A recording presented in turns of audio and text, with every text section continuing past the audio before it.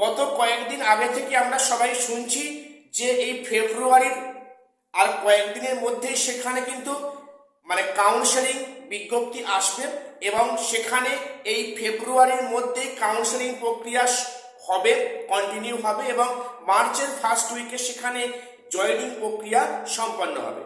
সব ঠিক আছে, এর মাঝে কিন্তু কোথাও একটা বাধা হয়ে দাঁড়িয়েছে। সেটা কি, কিছু সিট নিয়ে এখনো কিন্তু সমস্যা হয়ে রয়েছে। সেটা কি বিষয় আমি সে নিয়ে ডিসকাস করব। পাশাপাশি বলে রাখি, এক্সপিরিয়েন্সের 10 মার্কস এবং এক্সপায়ারি অফ প্যানেল, যে দুটো কেস নিয়ে এখন কলকাতা হাইকোর্টে পেন্ডিং আছে, যদি সেটা কমিশনের পক্ষে যায় রায়, এর কিন্তু মারাত্মক এফেক্ট আছে ইন ফিউচার, আমি সে নিয়ে আসছি। আর যদি সেটা ফ্রেশার্সদের পক্ষে হয়, সেটা যদি কমিশনের এগেনস্ট যায়, তার কি কি ইম্প্যাক্ট পড়তে পারে আমি আজকে সে নিয়ে তোমাদের সামনে স্বচ্ছভাবে ডিসকাস করব। এবং গ্রুপ সি গ্রুপ ডির ক্ষেত্রে যে কাজটা কমিশন করে দেখালো, পরীক্ষা হওয়ার আগেই সেখানে 10-10 ছাঁটাই করা হলো, তাহলে সেটা 9-10 সেটা 11-12 কেন হয়নি? একটা স্বাভাবিক প্রশ্ন প্রত্যেকে মনে আছে, ইভেন আমার মনেও আছে। তো আমি আজকে সেসব নিয়ে গুরুত্বপূর্ণ আলোচনায় এই ভিডিওতে হাজির হয়েছি। আমি প্রত্যেককে রিকোয়েস্ট করব, যারা আমার ভিডিও রেগুলার দেখছো তাদের অসংখ্য ধন্যবাদ। আর যারা ভিডিও দেখছো কিন্তু স্কিপ করে যাচ্ছ, আমি বলছি তোমরা চ্যানেলটা সাবস্ক্রাইব করে রাখো। দেখো, আমি এই চ্যানেলে প্রতিনিয়ত এসএসসি এবং পিএসসি গুরুত্বপূর্ণ আপডেট তোমার সামনে প্রোভাইড করে থাকি। কাজেই আজকে ভিডিওটা একটু স্কিপ করো না, ঠিক আছে? প্রথম আজকে বলি যে হয়তো আজ কিংবা কালকের মধ্যে কাউন্সেলিং নোটিশ আসবে, স্কুল লিস্ট আসবে, ইন্টিমেশন লেটার ডাউনলোডের অপশান দেবে এবং সেখানে ফেব্রুয়ারির মধ্যে কিন্তু সেখানে কাউন্সেলিং প্রক্রিয়া সমাপ্ত হবে এবং মার্চের ফার্স্ট উইকে জয়েনিং প্রক্রিয়া হবে। দেখো, সেখানে শিক্ষা দপ্তর কমিশনের কাছে 12,445টা সিটের কিন্তু ভ্যাকান্সি লিস্ট সেখানে প্রকাশ করেছে, কিন্তু সেখানে প্রায় 500-র মতো সেখানে পোস্ট কিন্তু এখনো সমস্যা রয়ে গেছে। কি সমস্যা আমি তোমাদের এ নিয়ে অলরেডি ডিসকাস করেছি। সমস্যা বলতে মনে করো, কোনো স্কুলে একটা ইংলিশের ভ্যাকান্সি ছিল, পাশের স্কুলে থেকে একজন কোনোভাবে ট্রান্সফার নিয়ে, সে উৎসর্গী নাই হোক, অন্য কোনো মেডিকেল গ্রাউন্ডে বা কোনো কোর্ট কেসে, সে ব্যক্তি আগে যেখানে ভ্যাকান্সি আছে ইংলিশে সেখানে গিয়ে হাজির হয়েছে। তাহলে এই ভ্যাকান্সিটা ছিল এই স্কুলে, এটা পূরণ হলো, ভ্যাকান্সি হলো সেই আগের স্কুলে, কিন্তু এখানে তথ্য দেওয়া আছে যে স্কুলে উনি গেছেন সেখানে একটা ভ্যাকান্সি আছে ইংলিশে। সেই মোতাবেক যদি কাউন্সিলিংয়ে সেই ব্যক্তি আসে, দেখবে সেখানে অলরেডি ভ্যাকান্সি পূরণ হয়ে গেছে, তবে সমস্যায় পড়বে। এই ধরনের সমস্যা নিয়ে কিন্তু এখনো প্রায় 500 সিট এখনো বিতর্ক আছে। তাহলে বিষয়টা, এই 500 সিট কি আজকালের মধ্যে কি সলভ হয়ে যাবে, সেটা এখন দেখার বিষয়। যাই হোক, তোমাদের খবরটা আমি আগাম দিয়ে রাখলাম। এবারে যে বিষয়টা বলে রাখি, অনেকে বলছো যে এক্সপিরিয়েন্সের 10 মার্কস এবং এক্সপায়ারি অফ প্যানেল নিয়ে আদৌ কিছু হবে। দেখো, কিছু একটা হবে অবশ্যই, হয় সেটা কমিশনের পক্ষে যাবে কি সেটা কমিশনের এগেনস্ট যাবে।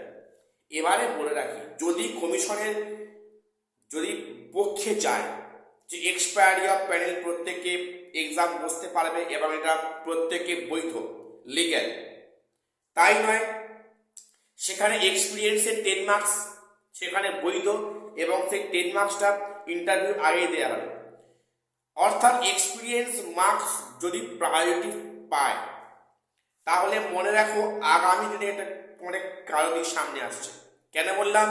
এক্সপিরিয়েন্সের 10 মার্কসটা যদি একবার রেওয়াজ হয়ে যায়, ইন ফিউচার যতবার পরীক্ষা হবে, টিচিং পোস্টে পরীক্ষা হবে, এক্সপিরিয়েন্সের মার্কস সেখানে ভ্যালিড থাকবে এবং একে কেন্দ্র করে অনেক সেখানে ঘাবলাবাজি হবে। কেউ স্কুলকে টাকা দিয়ে সেখানে একটা সার্টিফিকেট জোগাড় করে নেবে, যেটা এখানে এক্সপিরিয়েন্সের ক্ষেত্রে ইউজ করবে ইত্যাদি নানা বিষয় কিন্তু সমস্যা তৈরি হবে। অর্থাৎ এর ফলে কিন্তু ফ্রেশার্সরা চিরকাল মানে বঞ্চনার শিকার এখনো হচ্ছে, এরপরও হবে, এটা পরিষ্কার।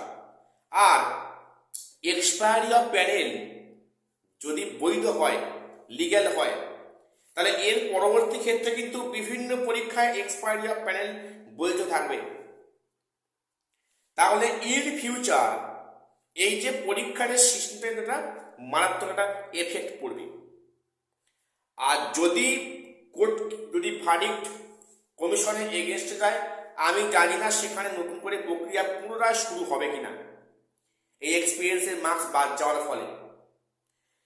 এখন জানি না সেটা এর পরের ডিভিশন বেঞ্চ, সেটা সুপ্রিম কোর্ট খোলা আছে, সেখানে তো জানি না কি ভার্ডিক্ট আসবে। তবে দেখার বিষয় যে ব্যাপারটা শেষ অবধি কি হয়, এর একটা একদম মারাত্মক খারাপ দিকও অবশ্যই আছে, উল্লেখ করলাম। এবারে থার্ড যেটা বলছি, কমিশন কিন্তু এতদিন পর একটা বীর পুরুষের একটা মর্যাদা পেল। কেন? গ্রুপ সি গ্রুপ ডির পরীক্ষা হওয়ার আগে অ্যাডমিট দেওয়ার সময় কিন্তু সেখানে টেন্টেডকে চিহ্নিত করল। খুব শুনে অবাক লাগছে না? যেখানে নবম দশমে সেখানে পরীক্ষায় বসলো, ভেরিফিকেশন হলো, ইন্টারভিউ হলো, কাউন্সেলিং প্রক্রিয়ার আগে অবধি টেন্টেড এত দূরে পৌঁছে গেল। আর এখানে গ্রুপ সি গ্রুপ ডি ক্ষেত্রে হলো কি, পরীক্ষার আগেই তাদেরকে আইডেন্টিফাই করা হলো। এটা কিভাবে সম্ভব? যেটা জানতে পারছি যে সেখানে আর্টিফিশিয়াল ইন্টেলিজেন্স অর্থাৎ এআই, আর্টিফিশিয়াল ইন্টেলিজেন্স মানে প্রয়োগ করা হয়েছে। এআই এর মাধ্যমে তাদেরকে চিহ্নিত করা হয়েছে। তবে কিন্তু ওই যারা টেন্টেড আছে এরকম সংখ্যাটা কিন্তু প্রায় 544 জন। তার মধ্যে গ্রুপ সি আছে 288 এবং গ্রুপ ডি আছে 256 জন। তো এই যে সংখ্যাটা আছে, এরা কিন্তু বিভিন্ন অসৎ উপায় অবলম্বন করেছে। মানে যখন ফর্ম ফিল আপ হয়, নামের স্পেলিং সেখানে ভুল দেখিয়ে, সেখানে ফাদার্স নেম মানে সেখানে ভুল শো করিয়ে, মানে একটু স্পেলিং মিস্টেক করিয়ে এরা কিন্তু এই ফাঁক দিয়ে গলার চেষ্টা করেছিল। সেখানে এআই বা আর্টিফিশিয়াল ইন্টেলিজেন্স ইউজ করে সেটা ধরে ফেললো স্কুল সার্ভিস কমিশন। খুব ভালো কথা। তাহলে একাদশ দ্বাদশ পেপারে সেটা কেন করা হলো না? সেখানে কেন এআই প্রয়োগ করা হলো না? একটা প্রশ্ন আমাদের প্রত্যেকের মনে আসছে। না জানি আগামী ওই যে ক্লাস 9-10 কি অবস্থা হয়ে আছে, সেখানে তো আরো মারাত্মক হবে। সেখানে নাকি হাজার হাজার সেখানে প্রিন্টার ঢুকে আছে, সেগুলো কেন এআই দিয়ে বাছা হলো না? আমি জানি না বিষয়টা অ্যাকচুয়ালি কি হচ্ছে, নাকি এটা তোমার একটা আই ওয়াশ মাত্র। আমি এখনই এই মুহূর্তে এ বিষয়ে আমি বলতে চাইছি না। তো আজকে আমি এটুকুই আপডেট দেওয়ার ছিল। প্রত্যেকে চ্যানেলটা সাবস্ক্রাইব করে রাখো এরকম পিএসসি এবং এসএসসি বিভিন্ন আপডেট সবার আগে পাওয়ার জন্য। আর শেষ করছি, দেখা হচ্ছে পরে কোনো ভিডিওতে।